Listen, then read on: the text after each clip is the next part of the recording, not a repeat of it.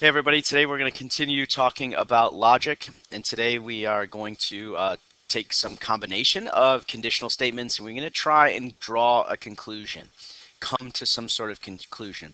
We have these things that they're called laws, 3 laws, but I really prefer to call them patterns.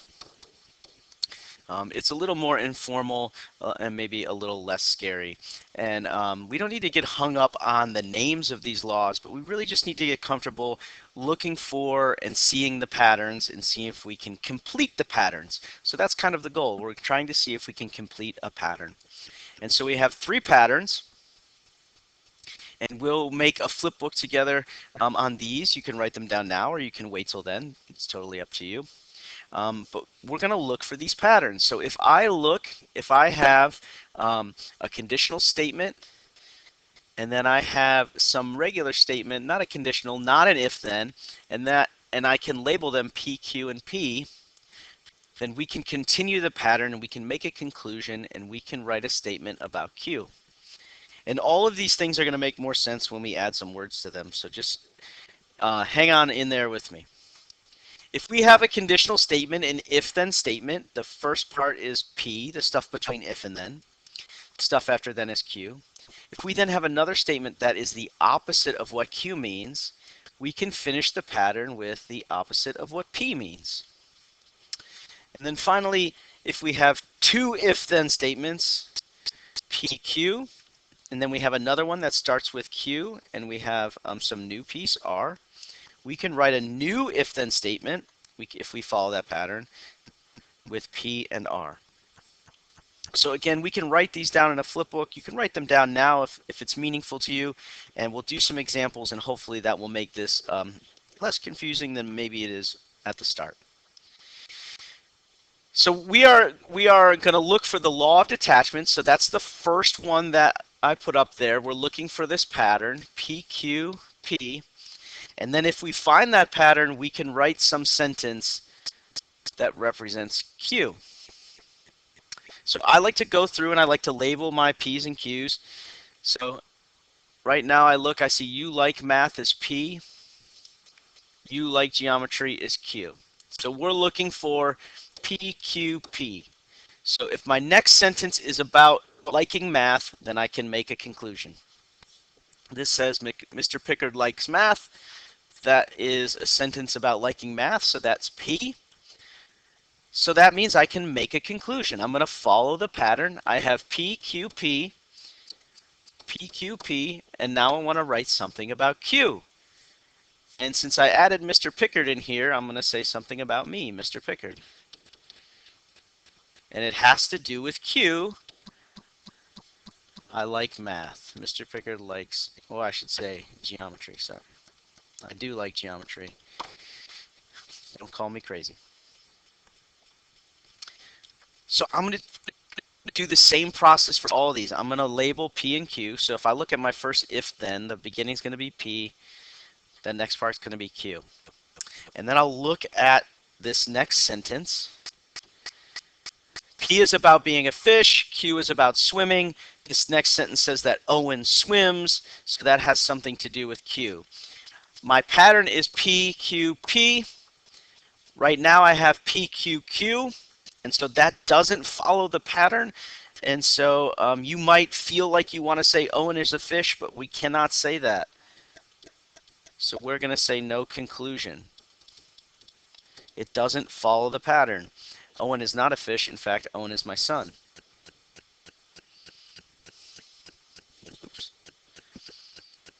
And again, for every one of these, I'm going to label P's and Q's.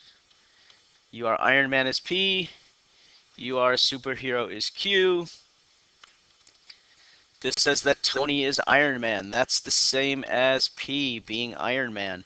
And so I'm allowed to make this conclusion about Q. I can say that Tony is a superhero. I'm following the pattern. If I don't have the pattern, I can't say anything.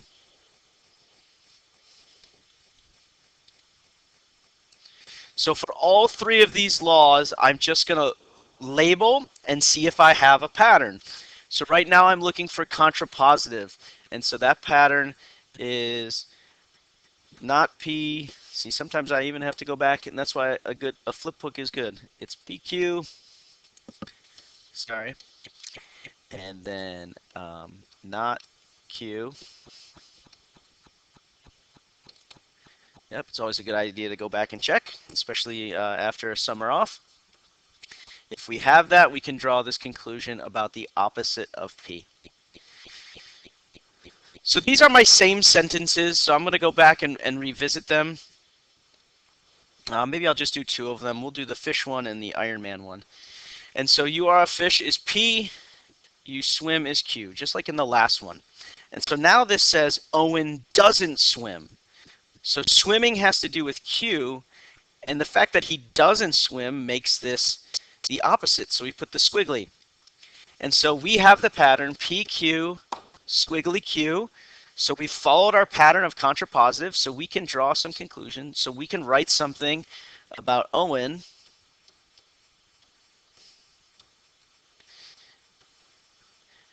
is not a fish.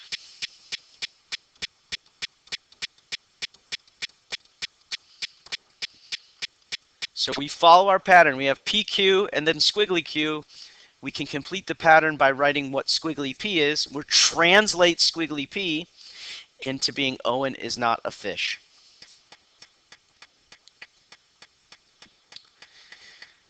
Again, Iron Man is P, you are a superhero is Q. We are looking for this pattern.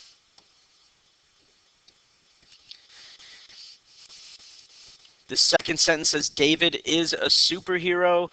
David being a superhero, that's the same as Q. So our sentences make PQQ.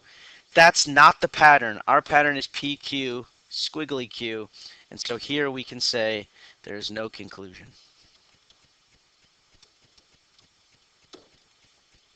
If we don't follow the pattern, no matter how much we want to write a conclusion, if it doesn't follow one of our patterns, we cannot write a conclusion.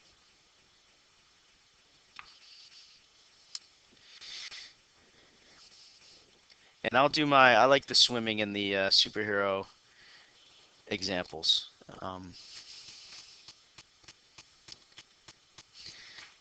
I got these ideas from my son.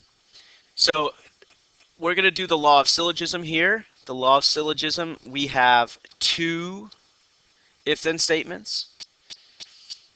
And if our if-then statements follow this pattern, PQ, QR, then we can write a new if-then statement that says if P, then R. So you are a fish is P, you swim is Q, just like in the last two. And now I'm going to look at my next one. I see you swim. Well, that's what Q was, so I'm going to call that Q. You are aquatic. That's a new statement. It didn't say anything about swimming or being a fish. It's something new, so we'll label that R. And so it looks like I do have the pattern, PQ, QR. So I can write PR, which is if you are a fish, then you are aquatic.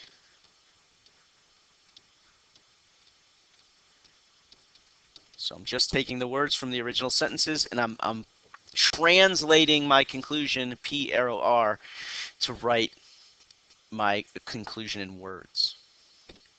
So this is a little bit of taking from our previous lessons. To do this one, you are Iron Man, that is P, like it was on the last two. Your superhero is Q. Then I come down to this next if then, and it says you are Wonder Woman. Well, that's not like either of the previous statements, so I'm going to call that R. And then you are a superhero, that is Q. So we have PQ, RQ. Our pattern we're looking for is PQQR, so we don't have the pattern, and so here we would say there's no conclusion.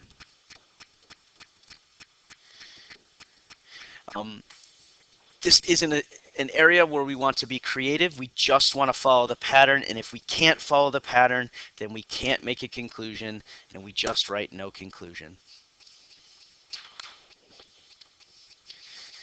So as in the last videos, please, if you need help, please do ask for help. There's two of us in the room. We'd be happy to help you. Please watch to the end and make sure you answer the questions. If you need help with those, ask. Good luck.